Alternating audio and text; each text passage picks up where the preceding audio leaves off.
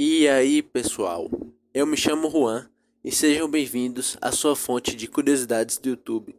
Bem, hoje eu resolvi trazer algumas coisas importantes que eu acredito que poucos de vocês sabem a respeito da independência do Brasil.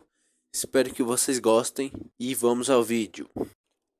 Todo o processo de independência teve bastante influência da maçonaria, que desde o século XVIII envolvia-se em movimentos contra a coroa portuguesa, sendo que Dom Pedro I, em 2 de agosto de 1822, se iniciou em uma das lojas maçônicas tipicamente brasileiras.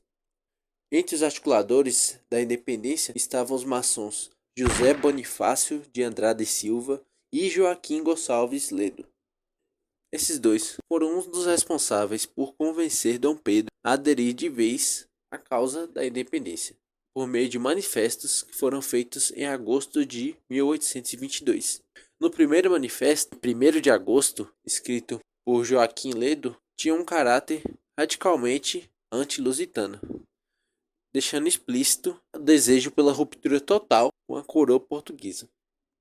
Já o segundo manifesto, de José Bonifácio, escrito em 6 de agosto, tinha uma defesa menos inflamada da ruptura com Portugal, mas mesmo assim defendia a independência. Em 13 de agosto de 1822, Dom Pedro I precisava partir em uma viagem para a província de São Paulo para resolver alguns conflitos políticos que poderiam inviabilizar o processo da independência. Por causa disso, ele nomeou a sua esposa, Leopoldina da Áustria, como chefe de Estado e princesa regente interina do Brasil. Leopoldina e Dom Pedro, após receberem um ultimato para eles voltarem a Portugal, Leopoldina, por ser a chefe política interina, convocou o Conselho de Estado no Rio de Janeiro e assinou, em 2 de setembro, um decreto que declarava o Brasil oficialmente separado de Portugal. Mas naquela época a comunicação não era tão fácil quanto hoje em dia, então em 5 de setembro, ainda sem ter chegado a notícia a ele, Dom Pedro I partiu de volta ao Rio de Janeiro. E um dos seus companheiros de viagem, Coronel Manuel Marcondes de Oliveira Neto, disse em um depoimento que o atual príncipe estava passando por uma disenteria. Forçou a fazer várias paradas durante a viagem, atrasando a viagem. Então, em 7 de setembro, a notícia finalmente chegou a Dom Pedro I e ele proclamou seu famoso discurso. Algo interessante é que Dom Pedro não teria gritado a famosa frase "Independência ou morte" às margens do Rio Ipiranga. Na verdade, a frase que ele teria dito seria algo mais próximo de, entre aspas, "Nada mais quero com o governo português. Proclamo o Brasil para sempre separado de Portugal." Comenta aqui se você já sabia dessa curiosidade e deixe seu like se você estiver gostando do vídeo. Bem, além disso, o famoso quadro popularizou a cena do Grito do Ipiranga, que foi pintado em 1888 por Pedro Américo. Essa pintura teve diversas liberdades artísticas, para fortalecer a imagem do Império. E no quadro, Dom Pedro aparece cercado pela guarda imperial com seus uniformes brancos e vermelhos. Só que esse uniforme ainda não era utilizado na época.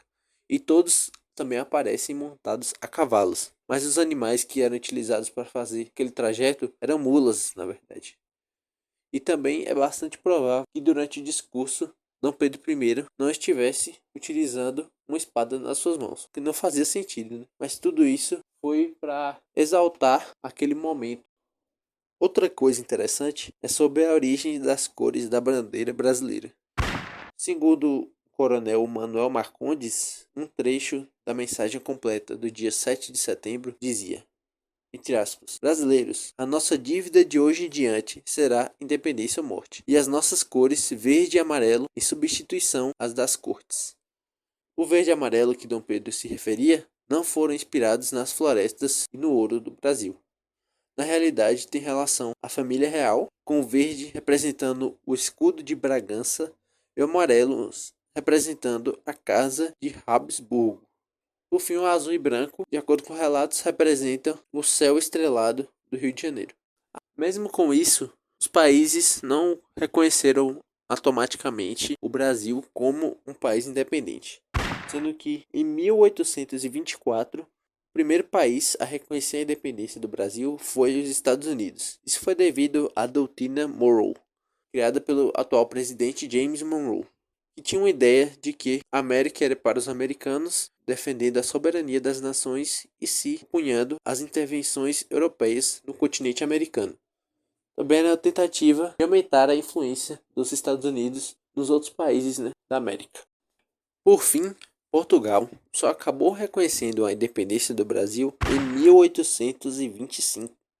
E para isso, ele também exigiu que o Brasil pagasse uma indenização de 2 milhões de libras esterlinas. Essa moeda é a da Inglaterra e foi utilizada na época porque o Brasil não tinha esse valor em mãos, para realizar o pagamento, então ele já teve que fazer um empréstimo com a Inglaterra, dando início também à dívida externa do Brasil. Então, eles invadiram nosso país, exploraram nossos recursos por quase 4 séculos e ainda cobraram reconhecer a gente como independente, Fazer o quê?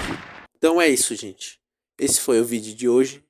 Muito obrigado a quem ficou até aqui.